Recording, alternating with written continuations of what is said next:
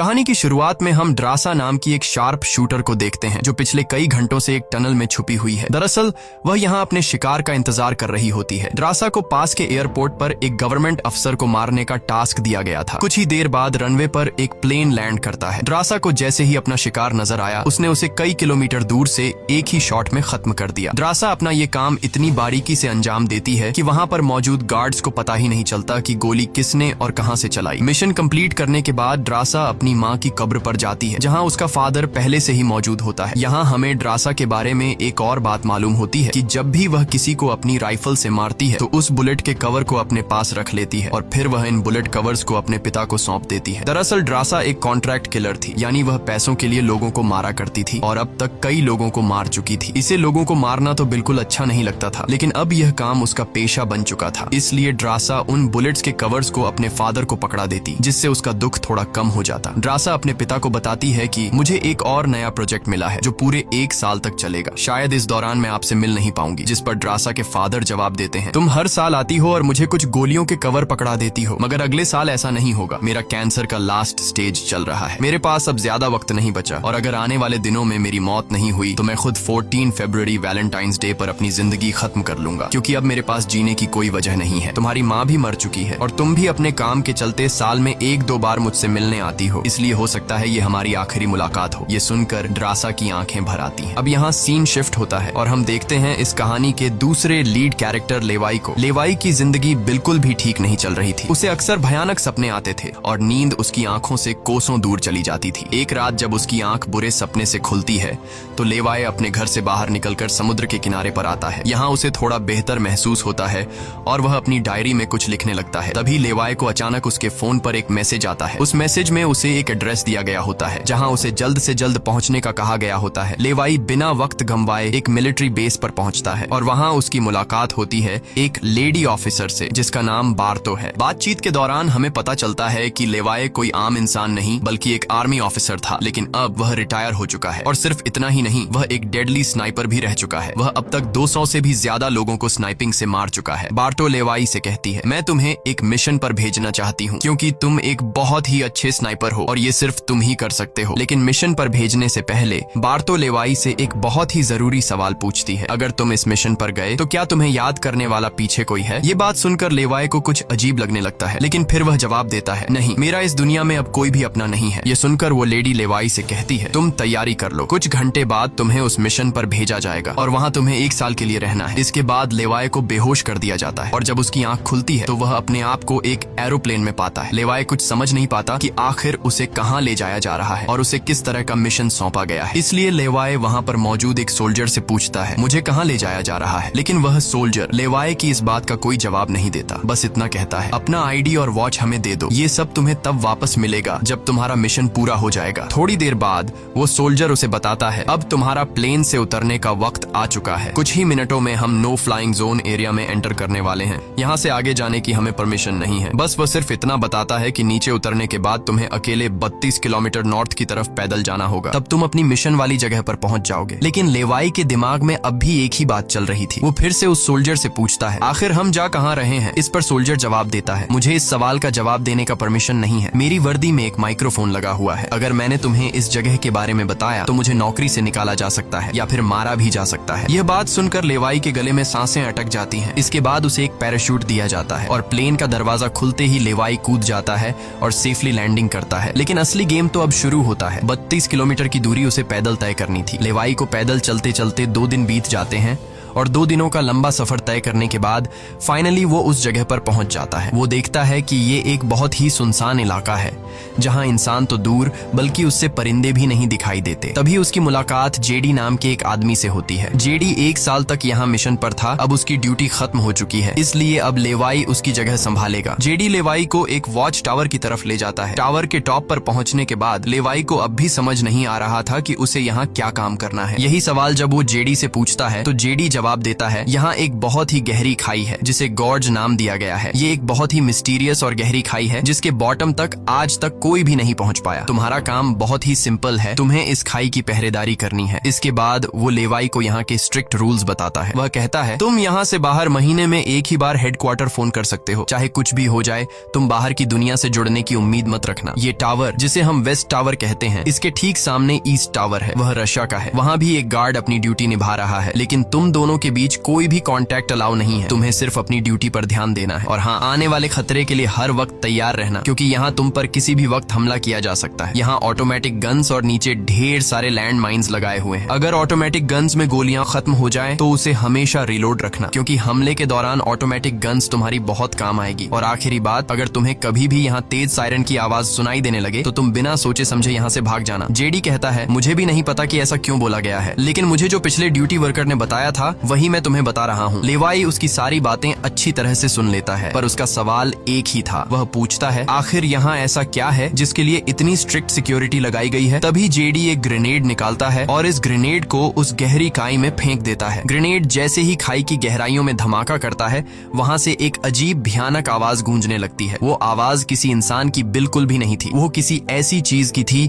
जो अंधेरे में छुपी थी। जेडी लेवाई की तरफ देखता है और कहता है, ये आवाज जो तुम सुन रहे हो, ये उन क्रीचर्स की है जिन्हें हम होलोमैन कहते हैं। ये क्रीचर्स इस घड़े के अंदर रहते हैं और तुम्हारी यहाँ पर ड्यूटी ये है कि इस घड़े के अंदर से किसी भी क्रीचर को बाहर निकलने नहीं देना है। कहा जाता है कि 1940 में यूएस आर्मी के 2400 आर्मी सोल्जर्स को इस गड्ढे के अंदर भेजा गया था, ताकि यह सोल्जर्स उस गड्ढे के अंदर मौजूद सभी क्रीचर्स को खत्म कर सकें। लेकिन आज तक उनमें से एक भी जिंदा सोल्जर वापस लौट कर नहीं आया। और अब जेडी लेवाई को पूरी इंफॉर्मेशन, हर एक चीज का बताकर घर वापस जाने की तैयारी करने लगा, क्योंकि उसने यहाँ 1 साल की ड्यूटी पूरी कर दी। अब लेवाई को यहाँ 1 साल तक ड्यूटी देनी थी। जेडी लेवाई को अलविदा कहकर यहाँ से निकल पड़ता है। वह बहुत खुश था क्योंकि 1 साल बाद वह घर जाने वाला था, लेकिन उसे पता नहीं था कि आगे उसके साथ कुछ ऐसा होने वाला है जिसके बारे में सोचने से भी डर लगता है। लोकेशन पर पहुंचने के बाद जेडी जैसे ही स्मोक करता है, तब एक हेलीकॉप्टर उसे लेने के लिए आता है। वह हेलीकॉप्टर उसके लिए रस्सी नीचे फेंकता है और जेडी इस रस्सी के जरिए ऊपर हेलीकॉप्टर में चढ़ने लगता है। हेलीकॉप्टर में बैठा एक सोल्जर पहले जेडी की आइडेंटिटी कंफर्म करता है। जेडी जब उसे अपनी पूरी इंफॉर्मेशन देता है तो हेलीकॉप्टर में बैठा वो सोल्जर पहले जेडी को शूट करता है और उसके बाद उसकी रस्सी काट कर उसे नीचे गिरा देता है। अब यहाँ एक बात तो साफ हो चुकी थी कि जो इस जगह आता है वो यहाँ से कभी लौट नहीं पाता। इसके बाद हमें अगले दिन का सीन दिखाया जाता है। लेवाई अपने काम को निभाने लगता है। सबसे पहले वो यहाँ की कुछ रिपोर्ट्स चेक करता है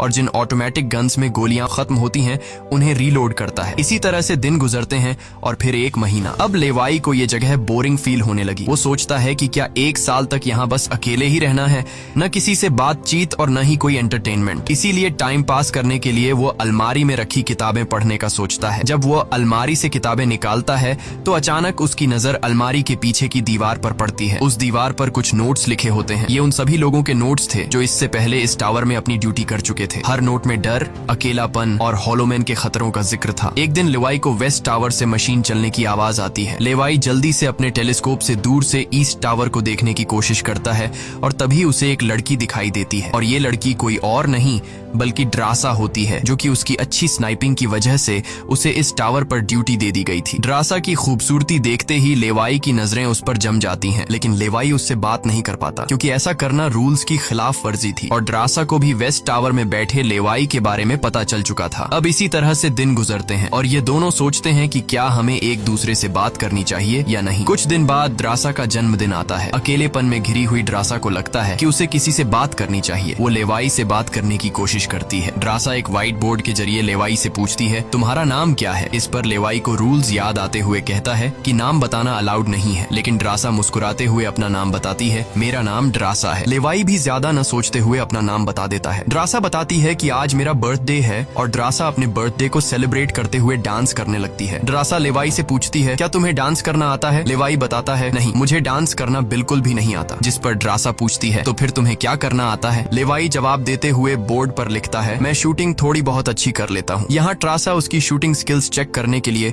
अपने टावर पर एक छोटी सी बॉटल उसके सामने रख देती है और लेवाई अपने टारगेट को निशाने पर रखते हुए एक ही गोली में उस बॉटल को फोड़ देता है। अब यहाँ ट्रासा भी पीछे रहने वाली नहीं थी। वह भी अपनी शूटिंग स्किल्स को दिखाते हुए लेवाई के टावर में रखी एक छोटी सी बॉटल को बिल्कुल परफेक्ट शूट कर लेती है, जिससे लेवाई को पता चलता है कि ट्रासा कोई आम लड़की नहीं बल्कि वह एक डेडली स्नाइपर है। धीरे धीरे दोनों की बातचीत बढ़ने लगती है। ट्रासा और लेवाई एक दूसरे को समझने लगते हैं, लेकिन तभी जब ये दोनों बातचीत में मसरूफ होते हैं, ट्रासा की नजर अचानक नीचे गड्ढे की तरफ जाती है। वो देखती है कि नीचे से कुछ भयानक क्रीचर्स यानी होलोमैन तेजी से वेस्ट टावर की तरफ चढ़ रहे हैं। वह जल्दी से लेवाई को अलर्ट करती है, नीचे देखो, तुम्हारी तरफ कुछ क्रीचर्स बढ़ रहे हैं। लेवाई जैसे ही नीचे देखता है, उसकी आंखें चौंक जाती हैं। नीचे सिर्फ एक या दो नहीं बल्कि हजारों क्रीचर्स ऊपर की ओर बढ़ रहे होते हैं। वो बिना वक्त गंवाए अपनी स्नाइपर राइफल उठाता है और एक एक करके क्रीचर्स को शूट करने लगता है, लेकिन क्रीचर्स की तादाद इतनी ज्यादा होती है कि लेवाई उन्हें अकेले संभाल नहीं पाता। इसलिए ट्रासा भी अपनी मशीन गन से गोलियां बरसाने लगती है। अब वेस्ट टावर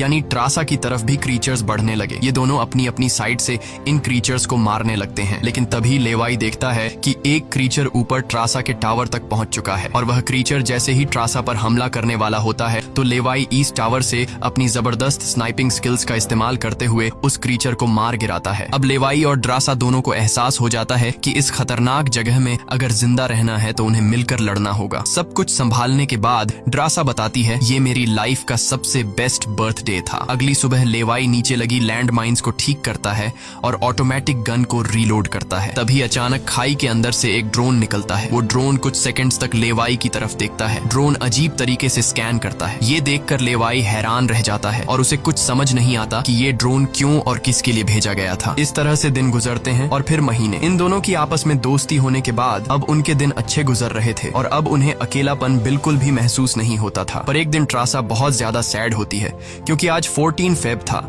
और उसे याद आता है कि उसके फादर ने कहा था कि अगर कैंसर की वजह से आने वाले कुछ दिनों में नहीं मरा तो वो 14 फेब के दिन खुद को मार देगा। और यहाँ ट्रासा बोर्ड पर लिखकर लेवाई को बताती है, आज मैं खुद को बहुत ही अकेली महसूस कर रही हूँ। अगर आज मेरे पास कोई होता तो बहुत अच्छा होता। लेवाई को भी पहले ही दिन से ट्रासा से मिलने का मन था और आज वह खुद को रोक नहीं पाता। वो ट्रासा के पास जाने का प्लान बना लेता है। वह एक रॉकेट लॉन्चर के जरिए ईस्ट टावर तक पहुंचने का जुगाड़ कर लेता है। अगली सुबह वो रॉकेट लॉन्चर का इस्तेमाल करके एक मजबूत रस्सी को ट्रासा की तरफ फेंकता है, जिसके बाद ट्रासा टावर के बाहर आती है और वो रस्सी को मजबूती से एक पेड़ के साथ बांध देती है ताकि लेवाई रस्सी के जरिए लटक कर ईस्ट टावर तक पहुंच जाए। लेवाई बिना देर किए उस रस्सी के सहारे ईस्ट टावर की ओर बढ़ने लगता है, लेकिन बीच में वो अटक जाता है क्योंकि आगे रस्सी की ढलान खत्म हो चुकी थी। इसलिए अब लेवाई हाथों की मदद से आगे बढ़ने लगता है और करीब आधा घंटा हाथों की मदद से सफर करने के बाद वो ट्रासा के टावर तक पहुंच जाता है। ट्रासा उसे वेलकम करती है और कहती है, तुमसे बहुत ही गंदी पसीने की बू आ रही है, इसलिए पहले तुम नहा लो, फिर मैं तुमसे मिलूंगी। लेवाई को ये सुनकर हंसी आ जाती है। वह कुछ कहता नहीं, बस सिर हिलाकर मान जाता है। ट्रासा यहाँ पर शरारत करते हुए उसके कपड़े दूर जाकर छिपा लेती है और सीसीटीवी कैमरा के जरिए लेवाई को देख रही होती है, जो टावर में मौजूद शावर में नहा रहा होता है। उसके बाद लेवाई और ट्रासा एक साथ बैठकर काफी देर तक बातें करते हैं। ट्रासा उससे अपनी पूरी स्टोरी बताती है और बताती है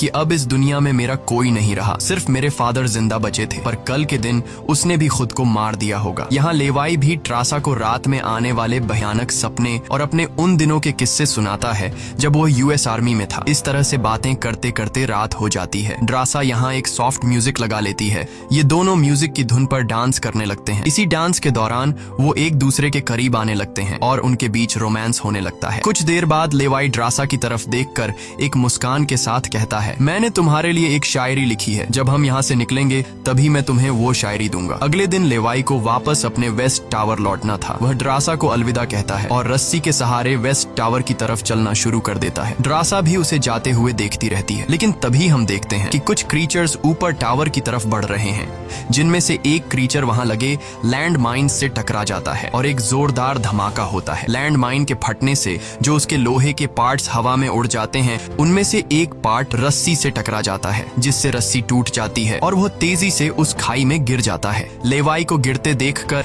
ट्रासा बिना सोचे समझे अपना पैराशूट उठाकर वह भी उस खाई में कूद जाती है। खाई की गहराई में गिरने के बाद द्रासा पानी की तेज बहाव वाली नदी में बहने लगती है। वह किसी तरह करके नदी से बाहर निकलकर किनारे तक पहुंच जाती है। दूसरी तरफ लेवाई की किस्मत अच्छी होती है कि वो एक बड़े से पेड़ पर गिरकर लटक चुका था। इतनी ऊंचाई से गिरने के बाद उसे चोटें तो काफी सारी आ जाती हैं, पर उसकी जान बच जाती है। जैसे ही उसकी आंखें खुलती हैं, वो देखता है कि एक बड़ा कीड़ा उस पर हमला करने के लिए बढ़ रहा है। वो खुद को बचाने की कोशिश करता है, पर तभी पेड़ की लकड़ी टूट जाती है और लेवाई नीचे पेड़ की जड़ों पर गिर जाता है। नीचे गिरते ही पेड़ की जड़ों ने उसे अपनी गिरफ्त में लेने लगती है और लेवाई को जकड़ लेती है। उससे पहले कि ये जड़ें लेवाई को मार देती, वहाँ ट्रासा पहुँच जाती है। वो जल्दी से चाकू निकालकर इन जड़ों को काटने लग जाती है, जिससे लेवाई आजाद हो जाता है। इसके बाद लेवाई और ट्रासा चारों ओर देखने लगते हैं। हर तरफ सन्नाटा और डर का माहौल छाया होता है। तभी अचानक पेड़ों की आड़ से कुछ क्रीचर्स निकलकर उन पर हमला कर देते हैं। यहाँ उनके बीच एक बड़ी फाइट होने लगती है। लेवाई अपनी बंदूक संभालता है और पहली गोली सीधे एक क्रीचर के सर में मारता है। एक के बाद एक दोनों ने मिलकर दोनों क्रीचर्स को खत्म कर दिया। यहाँ लेवाई की नजर क्रीचर की डेड बॉडी पर पड़ती है। वह देखता है कि क्रीचर ने वही आर्मी वर्दी पहन रखी थी जो किसी जमाने में अमेरिकन सोल्जर्स की होती थी। ये देखकर लेवाई के रोंगटे खड़े हो जाते हैं। तभी उसे जेडी की वो बातें याद आती हैं, जब उन्होंने बताया था कि 1940 में 2400 सोल्जर्स के एक बड़े ग्रुप को इस खाई में भेजा गया था और वो सैनिक कभी वापस नहीं लौटे थे। उसके बाद लेवाई और ट्रासा एक अजीब भयानक सी जगह पर पहुंच जाते हैं। यहाँ का मंजर किसी बुरे सपने जैसा था। हर तरफ इंसानों के सड़े गले शरीर पड़े थे और सबसे अजीब बात यह थी कि इन शरीरों के अंदर से पेड़ पौधे उग आए थे। ऐसा लग रहा था जैसे कोई जानलेवा वायरस ने इस जगह को अपनी गिरफ्त में ले लिया हो। तभी अचानक पेड़ों के बीच से कुछ हलचल होती है। लेवाई और ट्रासा समझ जाते हैं कि क्रीचर्स एक बार फिर उनका पीछा कर रहे हैं। डर के मारे यह दोनों तेजी से भागने लगते हैं और एक टूटी फूटी चर्च में घुस जाते हैं। दरवाजा बंद करने के बाद सामने उन्हें एक अजीब सा नजारा दिखता है। हर तरफ इंसानों की लाशें पड़ी हुई थीं। उनकी हालत देखकर ऐसा लग रहा था जैसे उन्होंने खुद अपनी जान ले ली हो ताकि इस वायरस से बच सकें। अचानक एक बड़ी मकड़ी ट्रासा के ऊपर कूद पड़ती है और ढेर सारी और भी मकड़ियां निकल आती हैं। ये मकड़ियां साइज में काफी बड़ी होती हैं। जैसे ही स्पाइडर उन पर हमला करता है, लेवाई और ट्रासा मिलकर उसे खत्म कर देते हैं। दूसरी तरफ चर्च का दरवाजा वो क्रीचर तोड़कर अंदर आ जाते हैं। लेवाई और ट्रासा अपनी जान बचाने के लिए उन पर फायरिंग शुरू कर देते हैं और जैसे तैसे करके उनसे अपनी जान छुड़ाकर चर्च से बाहर निकल आते हैं। तभी लेवाई की नजर सामने पहाड़ में बनी एक पुरानी सुरंग पर पड़ती है। वह दोनों फौरन उस सुरंग के अंदर घुस जाते हैं। अंदर जाकर उन्हें पता लगता है कि असल में यह एक पुरानी लैब है। यहाँ हर जगह टूटी फूटी कांच, मशीन्स और पुराने जंग लगे हुए कंटेनर्स पड़े थे। यहाँ लेवाई को एक पुराना डीवीडी कैसेट मिलता है। लेवाई डीवीडी को प्ले करता है और स्क्रीन पर एक लड़की नजर आती है। वह लड़की कहती है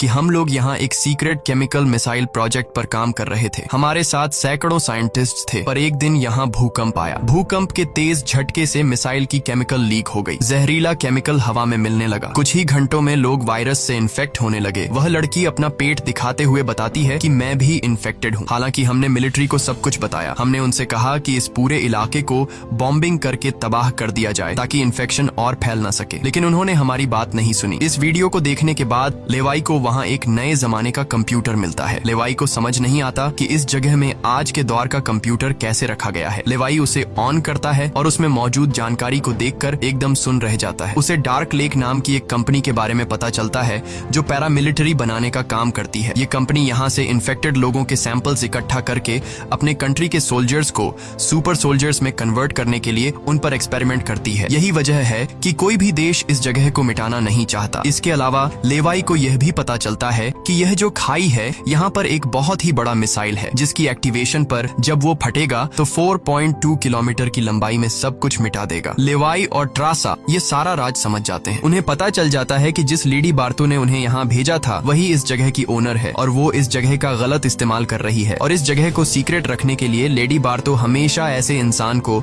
यहाँ पर ड्यूटी के लिए चुनती थी जिसका पीछे कोई पूछने वाला नहीं हो, और उस इंसान को यहाँ साल भर ड्यूटी करने के बाद मार दिया जाता, जिस तरह से जेडी को मार दिया गया था, ताकि वो बाहर आकर दुनिया को इस जगह के बारे में नहीं बता सके। ये सब जानने के बाद जैसे ही ये दोनों वहाँ से निकलते हैं, तभी एक घुड़सवार क्रीचर ट्रासा को रस्सी से जकड़कर अपने साथ ले जाता है। लेवाई ट्रासा की तलाश में यहाँ वहाँ भटकता है, लेकिन उसे ट्रासा कहीं दिखाई नहीं दे रही थी। तभी लेवाई एक ऐसी जगह पर पहुँचता है जहाँ एक बड़ी मिसाइल रखी हुई थी। ये वही मिसाइल थी जिसके बारे में डार्क लेक कंपनी के कंप्यूटर से लेवाई को जानकारी मिली थी। लेवाई को सब कुछ साफ समझ आ चुका था। असल में वॉच टावर में पहले रह चुके लोग जब यह कहते थे कि अगर सायरन की आवाज सुनाई दे तो जितनी जल्दी हो सके यहाँ से भाग जाना चाहिए, वो दरअसल इस मिसाइल की ही बात कर रहे थे। दूसरी तरफ ट्रासा अब उस क्रीचर के कब्जे में थी। ट्रासा खुद को छुड़ाने की कोशिश करती है और जैसे तैसे करके वो खुद को छुड़ा लेती है। आजाद होते ही ट्रासा और क्रीचर के बीच फाइट छिड़ जाती है। लेवाई भी ट्रासा को ढूंढते ढूंढते वहां पहुंच जाता है और वह भी फौरन क्रीचर पर हमला कर देता है और ये दोनों मिलकर उसे आग लगाकर जला देते हैं। और अब बारी आती है इन लोगों की यहाँ से निकलने की, मगर आगे का रास्ता और भी ज्यादा मुश्किल था। जैसे ही लेवाई और ट्रासा आगे बढ़ते हैं, सामने एक खतरनाक इलाका आता है जहाँ से निकलना एक बहुत ही बड़ा चैलेंज था। यहाँ इंसान और पौधे आपस में पूरी तरह से जुड़े हुए थे, जैसे कि वह किसी खतरनाक एक्सपेरिमेंट का नतीजा हो। खैर, ये लोग हर कदम को संभाल कर रखते हुए आगे बढ़ते हैं कि तभी ट्रासा का पैर फिसल जाता है, जिससे ये पौधे एक्टिवेट हो जाते हैं। वो ट्रासा को जकड़ लेते हैं, लेकिन यहाँ लेवाई हिम्मत दिखाते हुए आगे बढ़ता है और अपनी पूरी ताकत से ट्रासा को छुड़ा लेता है। वह बॉम्ब का इस्तेमाल करके वहां के पूरे प्लांट सिस्टम को उड़ा देता है। लेवाई ट्रासा को लेकर वहां से बाहर निकल आता है। थोड़ा सा आगे चलने के बाद उन्हें एक गैराज नजर आता है जहां पर एक गाड़ी खड़ी होती है। ये दोनों जल्दी से उस गाड़ी में बैठ जाते हैं और उस जगह से निकलने की कोशिश करने लगते हैं। आखिरकार कुछ दूरी तय करने के बाद उन्हें एक रस्सी नजर आती है जो ऊपर वॉच टावर तक जाती थी, लेकिन अब वो क्रीचर्स भी उनका पीछा करते हुए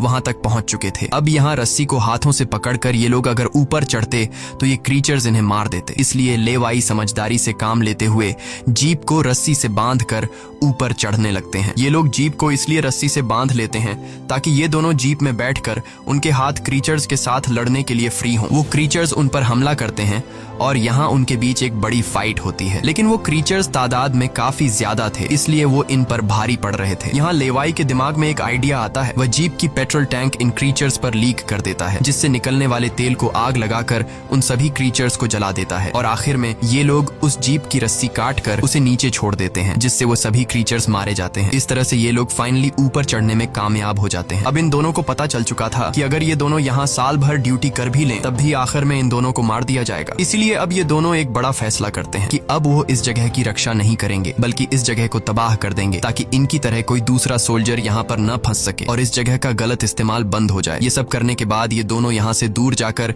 एक नई जिंदगी की शुरुआत करेंगे। यहाँ ट्रासा कहती है, मेरे पास फ्रांस में छुपने के लिए एक जगह है, हम वहाँ जाकर शादी करेंगे और आगे की जिंदगी वहीं पर बिताएंगे। लेवाई ट्रासा की बात मान जाता है और अब वह कहता है, मुझे वापस अपने टावर पर जाना होगा। मैं वहाँ जाकर टावर में एक बॉम्ब फिट करूंगा और साथ ही इस मिसाइल को भी एक्टिवेट कर दूंगा, जिससे यह पूरी जगह तबाह हो जाएगी। जिसके बाद लेवाई रस्सी की मदद से अपने टावर तक पहुंच जाता है। इस बीच लेडी बार्तो लेवाई से कांटेक्ट करती है और सवाल करती है, क्या तुम इस गड्ढे के अंदर गए थे, क्योंकि किसी ने हमारे कंप्यूटर को ऑन किया है। लेवाई यहाँ पर झूठ बोलकर बताता है, नहीं, मैं वहाँ नहीं गया था। लेकिन बार्तो जानती है कि लेवाई झूठ बोल रहा है। उन्होंने सिक्योरिटी कैमरास में सब कुछ देख लिया था कि लेवाई और ट्रासा दोनों गड्ढे के अंदर गए थे। फिर भी वो अपनी बात को आगे बढ़ाते हुए कहती है, अगर तुम नहीं गए तो फिर जाहिर सी बात है कि यह सारा काम उस वेस्ट टावर वाले गार्ड का है। तुम एक काम करो कि उस वेस्ट टावर वाले इंसान यानी ट्रासा को मार दो, क्योंकि उसने रूल तोड़ा है। यहाँ लेवाई हाँ तो बोल देता है, लेकिन बार्तो को पता चल चुका था कि यह उसे नहीं मारेगा और वह समझ चुकी थी कि ये दोनों अब यहाँ से भागने वाले हैं और बाहर जाकर दुनिया को इस जगह के बारे में बता देंगे। इसीलिए वह खुद हेलीकॉप्टर में यहाँ पहुँचती है। लेकिन बार्तो के पहुँचने से पहले ये दोनों अपनी पूरी तैयारी कर चुके थे। लेवाई टावर से काफी दूर जाकर अपनी लाइफ का सबसे लंबा शॉट लेता है और सीधा उस टावर पर गोली मारता है जो सीधा नीचे मिसाइल से कनेक्ट था, जिससे एक तेज सायरन बजने लगता है। अब उनके पास टाइम कम था। ये दोनों तेजी से भागने लगते हैं क्योंकि जब मिसाइल फटेगी तो वह 4.2 किलोमीटर के एरिया को तबाह कर देगी। लेवाई और ट्रासा दोनों पूरी ताकत से जंगल की ओर भागने लगते हैं। ट्रासा अपनी जान बचाते हुए उस जगह से काफी दूर निकल जाती है, लेकिन लेवाई के पैर में चोट आई थी जिससे वह तेज नहीं भाग सकता था। दूसरी तरफ बार्तो को भी यह समझ आ चुका था कि जल्द ही मिसाइल ब्लास्ट होने वाला है। ठीक इसी वक्त मिसाइल एक्टिवेट हो जाती है और एक बहुत ही बड़ा धमाका होता है जिससे पूरी खाई तबाह होने लगती है। ये ब्लास्ट इतना भयानक था कि उसके लपटने और झटके दूर तक फैल गए, जिसमें बार्तो का हेलीकॉप्टर भी उस धमाके की चपेट में आ जाता है और वह वहीं मारी जाती है। ट्रासा ने तो 4.2 किलोमीटर का फासला तय कर लिया था, लेकिन लेवाई उस धमाके की लपेट में आ जाता है और धमाका धमाके से आने वाली तेज हवा उसे पानी में गिरा देती है। दूसरी तरफ खाई में सभी क्रीचर्स मारे जाते हैं। अब सिर्फ ट्रासा उस धमाके में जिंदा बच गई थी और वह एक ऊंची जगह पर खड़ी होकर लेवाई का इंतजार करने लगी। इंतजार करते करते रात हो जाती है, लेकिन लेवाई का कोई अता पता नहीं चलता। वो समझ जाती है कि अब लेवाई जिंदा नहीं रहा, जिसके बाद कहानी यहाँ से कुछ महीने आगे शिफ्ट होती है। ट्रासा लेवाई की लिखी हुई कविता को पढ़ती है। हर एक शब्द में उसे लेवाई की यादें महसूस होती हैं। आंखों में आंसू लिए वो अपने दिल को संभालने की कोशिश करती है। अब ट्रासा एक नई जिंदगी की शुरुआत करते हुए फ्रांस के एक होटल में वेट्रेस की जॉब करने लगती है। लेकिन फिर अचानक एक दिन ट्रासा के सामने लेवाई आकर खड़ा हो जाता है। वह जिंदा था। लेवाई को देखकर ट्रासा की आंखें खुली की खुली रह जाती हैं। वह खुशी के मारे दौड़कर लेवाई को गले लगाती है और इसी के साथ यह कहानी खत्म हो जाती है। अगर वीडियो आपको अच्छी लगी हो तो हमारे चैनल को सब्सक्राइब और वीडियो को लाइक जरूर कीजिएगा।